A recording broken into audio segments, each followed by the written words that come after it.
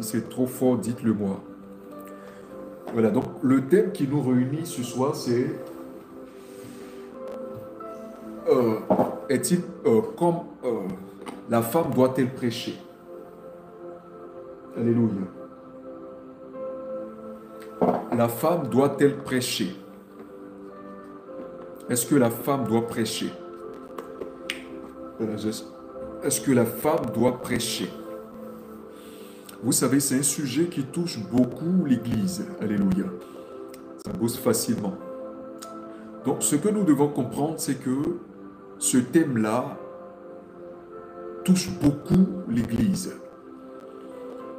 Depuis la création et depuis nos aïeux, je ne peux pas dire depuis la création, depuis nos aïeux, ce thème a créé une discorde au sein de l'Église. Alléluia. Au point que l'apôtre Paul lui-même était obligé d'en parler. Oh, j'ai mis le truc là. Lui-même était obligé d'en parler. Et il y a une confusion. Alléluia. Jusqu'à aujourd'hui, parce que beaucoup n'ont pas compris les écrits de Paul. De quoi est-ce que... Voilà, donc ce que vous devez retenir ici, c'est qu'il y a une confusion au niveau de l'Église. Et ce thème-là fait débat. Alléluia. Ce thème-là fait débat parce que beaucoup n'arrivent pas à comprendre. Voilà, si il faut dans mon Église laisser la femme prêcher ou non. Alléluia. Ok, j'ai trouvé. S'il faut laisser la femme prêcher ou non. Parce que d'autres disent non, d'autres disent oui. Et ça devient une doctrine. Alléluia. Parce que, imaginez que vous êtes né dans une église.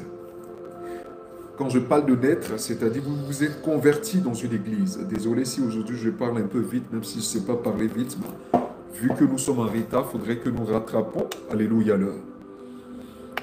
Donc, la chose que nous devons comprendre, c'est que une personne qui s'est convertie dans une congrégation où il a été enseigné à la femme de ne pas prêcher ou à la femme de prêcher sera obligé de faire pareil. Pourquoi? Parce que dans le fond, cette personne-là aura appris la doctrine de sa congrégation. Alléluia. Donc, si c'était oui, cette personne était dans la vérité. Si c'était non, cette personne allait grandir avec cette doctrine. Au point que si cette personne devenait homme de Dieu ou servant de Dieu, et même si dans cette congrégation était composée de 2000, de 500, de 200, quel que soit le nombre de membres, ou de 100, ou de 10, ou de 20, ces personnes-là allaient grandir avec cette mentalité de la femme doit prêcher, ou cette mentalité de la femme ne doit pas prêcher. Vous voyez, c'est ce qui d'abord crée la confusion. Parce que j'ai vu beaucoup commettre l'erreur. J'ai vu beaucoup commettre l'erreur. Ce soir, ce qui va nous aider, c'est que nous allons parler sur 3 phases. Alléluia. La phase de la parole de Dieu. La phase de la parole de Dieu. La phase de la révélation de la parole de Dieu. La phase en premier, pour ceux qui ont les bics pour noter, parce que nous allons aller, nous n'allons pas tout finir pour ne pas que le direct soit long, ou si vous le voulez, si vous êtes vraiment disponible, si vous le voulez, nous allons faire en 2 parties aujourd'hui. Et nous allons continuer le thème, parce que c'est un thème, voilà, si on était à une conférence, on allait débattre le thème sur 1 semaine, parce que c'est très lourd. Donc, nous allons aller sur 3 phases. La première phase qui est la parole de Dieu. Est-ce que vous comprenez? Suivez-moi. La parole de Dieu. Et en second, Nathalie, que Dieu te bénisse. Shalom à tous ceux qui se connectent, qui sont dans l'ombre, qui commentent et tous ceux qui like dans l'ombre. Que Dieu vous bénisse, tous ceux qui partagent dans l'ombre. Que la grâce du Seigneur soit sur vous. Donc, ce que vous devez comprendre, c'est cela. Alors, il y a la première phase, la parole de Dieu. La deuxième phase, la révélation de la parole de Dieu. Est-ce que vous me comprenez? La révélation de la parole de Dieu. Et la troisième phase qui est l'expérience, mon expérience et la révélation lors de mon enlèvement. Alléluia. Lors de ma rencontre avec la divinité supérieure, qui est celle de Dieu. Alléluia. Qui est celle de Dieu. Pourquoi? Je parle de mon expérience en tant que dans le passé occultiste que j'ai été. Comment Satan prenait cela? Si Satan était d'accord que la femme prêche ou pas.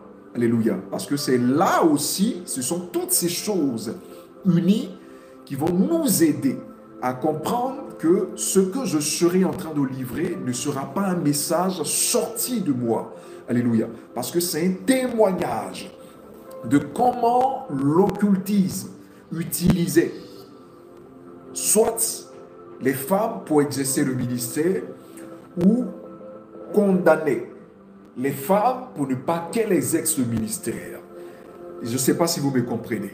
Et dans cette même case, durant mon enlèvement, ce que j'ai expérimenté avec Jésus-Christ de Nazareth. Et le message qu'il m'a donné par rapport à ce message, parce que je vous avais dit que Dieu m'avait révélé les faux fondements, là où j'ai parlé de la Sainte Seine, voilà, de certaines doctrines qui ont échoué, même les hommes de Dieu qui prennent les grosses chaises. C'est cela, je n'ai jamais apprécié cela. Surtout les vrais hommes de Dieu doivent se sumunir d'humilité. Alléluia.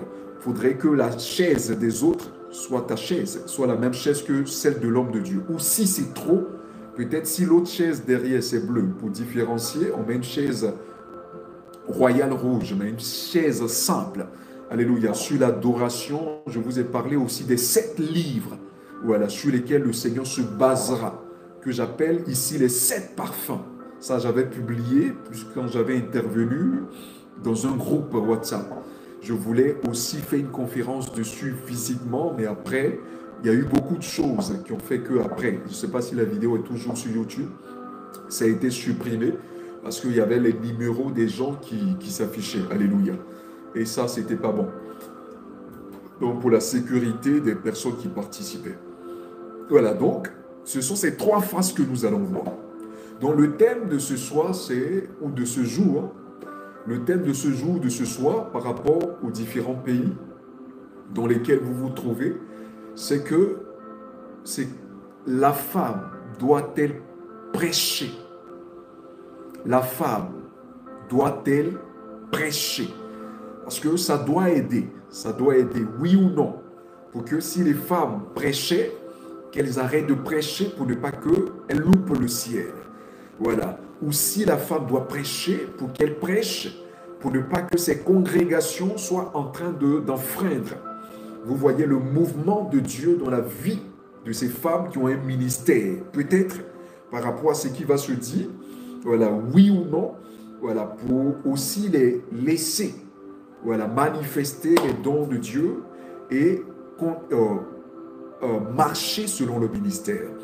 Maintenant, s'il n'est pas permis à la femme de prêcher selon ce qui sera décortiqué aujourd'hui, il est aussi dans l'ensemble de l'Église de prendre aussi une décision afin, voilà, que la femme, alléluia, par rapport à ce message, à cette vidéo, c'est pour cela que j'aimerais que vous le fassiez, que ça soit de millions de partages, alléluia, de millions de likes. Cette vidéo doit atteindre au moins 40 000 vues, s'il vous plaît.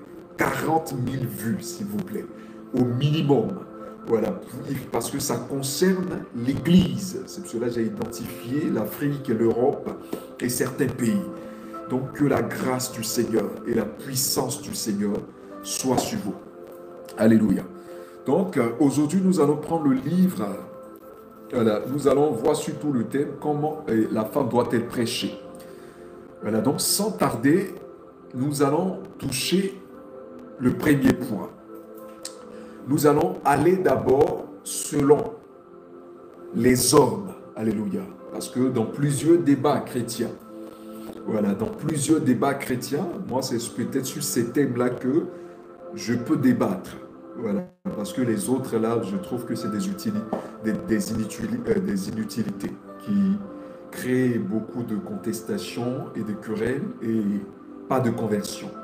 Mais sur ces genres de choses qui touchent le salut, alléluia, qui touchent le salut, ça, je peux. Pour les personnes qui, mais je crois que cette vidéo même va éclairer, pour les personnes qui veulent vraiment un débat, voilà, dans le but d'édifier l'Église, alléluia, ça, je suis prêt à m'engager, dans le but d'aider.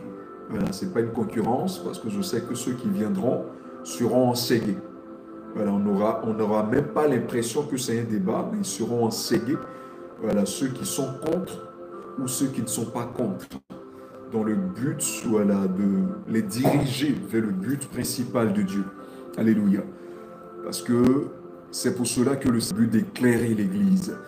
Alléluia. Je suis cette jeune, voilà, je ne suis pas dans une congrégation, voilà, un rassemblement de pasteurs, mais c'est pour cela. Alléluia. Si ces personnes spirituellement me connaissent, voilà, ils voient la grâce de Dieu et l'appel de Dieu. Alléluia.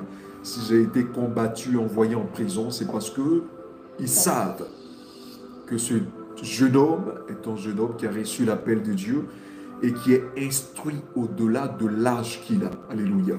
Donc que Dieu vous bénisse abondamment. Donc ce que nous allons voir le livre de 1 Timothée 2. Alléluia. Le livre de 1 Timothée chapitre 2. 1 Timothée chapitre 2, le verset 12.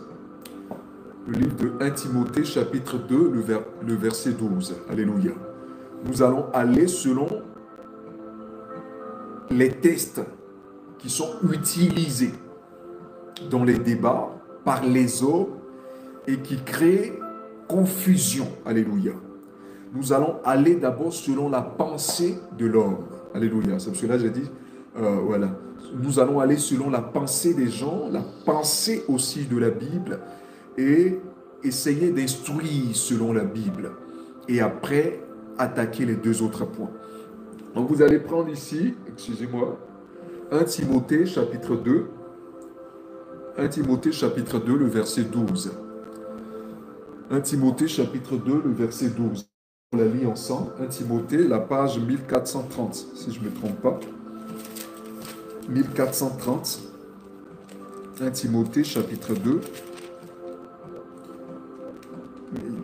1 Timothée, surtout 1431. Alléluia. 1 Timothée chapitre 2, le verset 12. J'espère que le son est bon. 1 Timothée chapitre 2, le verset 12. Le verset 12 dit, allons d'abord au verset 9, parce que ça va nous aider. Pour comprendre un test, il faut d'abord commencer par le début, dans le but de comprendre le contexte. Alléluia. De comprendre le contexte. Mais il y a quand même des tests qui, c'est-à-dire, expriment déjà le début du verset, du chapitre ou du test. Alléluia. Mais ici, nous allons lire par curiosité dans le but d'aller jusqu'au verset 12. On va commencer par le verset 9.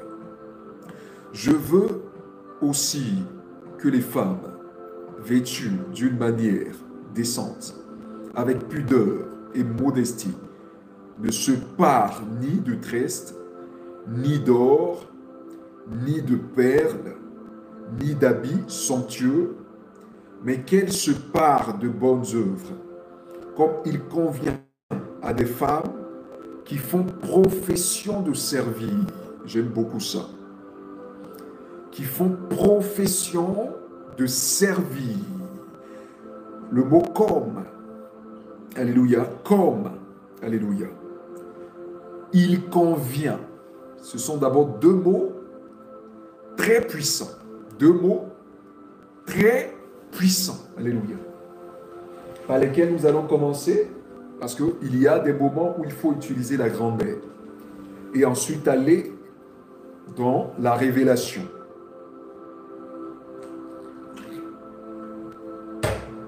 On dit comme il convient. Donc ce qui veut dire là, l'apôtre Paul est déjà en train de toucher un point sensible, de sorte à ce que les gens qui vont lire la suite ne soient pas dans une confusion. Alléluia. Donc il dit, mais quelle se part? Et ici, ce que nous allons comprendre, c'est que l'apôtre Paul va parler de beaucoup de choses. Il va parler de la pudeur, de s'habiller décemment. Il va parler des tresses, de l'or, des perles, des habits somptueux.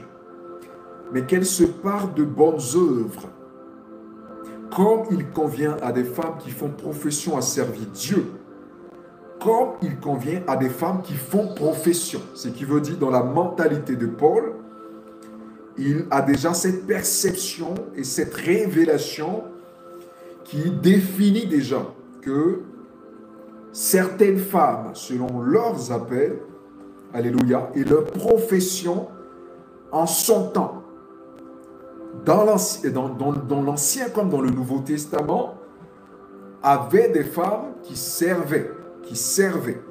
Donc, prenez exemple sur ces femmes-là. Alléluia.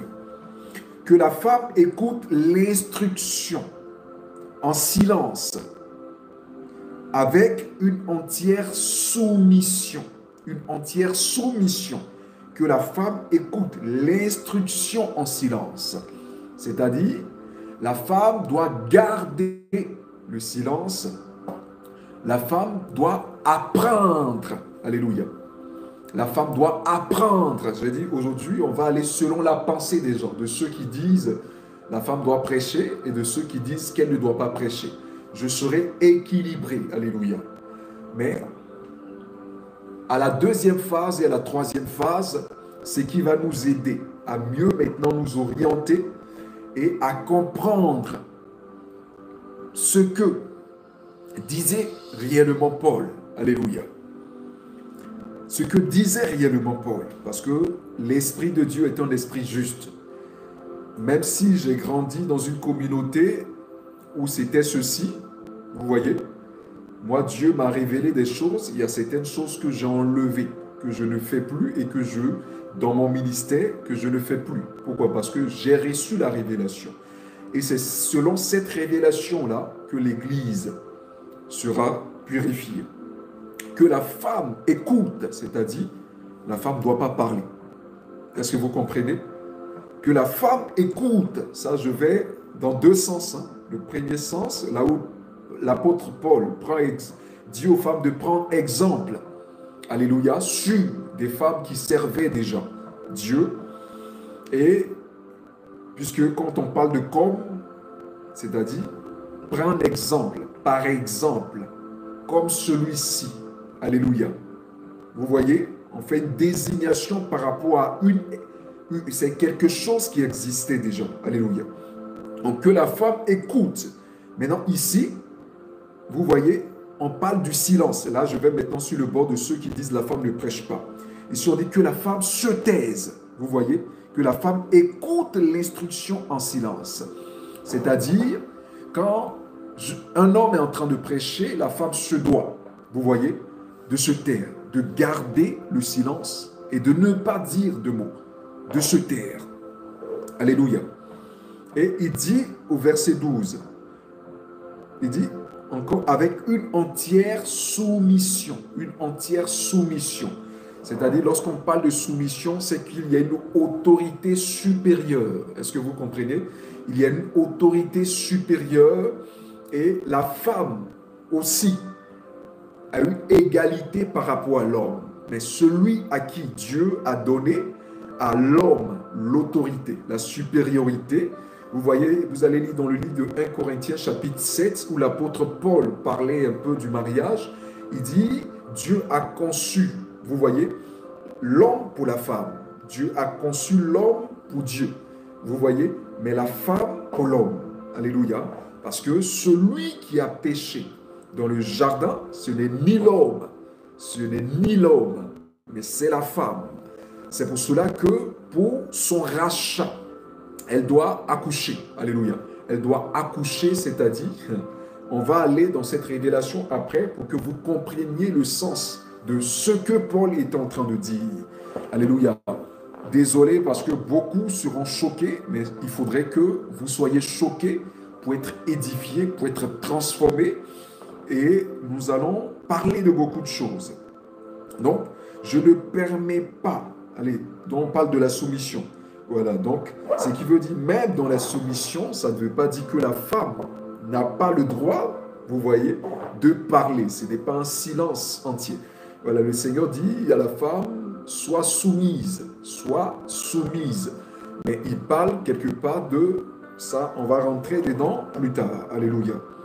Afin, selon les deux camps, dans le but de dire, voilà, puisque déjà même ce verset contredit déjà deux personnes, vous voyez, c'est-à-dire le camp de ceux qui disent qu'elle doit prêcher et le camp de ceux qui disent qu'elle ne doit pas prêcher. Donc, se baser d'abord même sur ce verset est déjà une erreur. Alléluia. Parce qu'il faut comprendre le sens des Écritures. Alléluia. Je ne permets pas à la femme d'enseigner. Ça, c'est clair.